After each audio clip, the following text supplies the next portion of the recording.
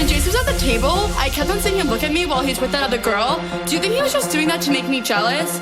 Because he was totally texting me all night last night, and I don't know if it's a booty call or not. So, like, what do you think? Did you think that girl was pretty? How did that girl even get in here? Do you see her? She's so short, and that dress is so tacky. Who wears cheetah? It's not even summer. Why does the DJ keep on playing Summertime Sadness? After we get out of the bathroom, can we go smoke a cigarette? I really need one. But first, let me take a selfie.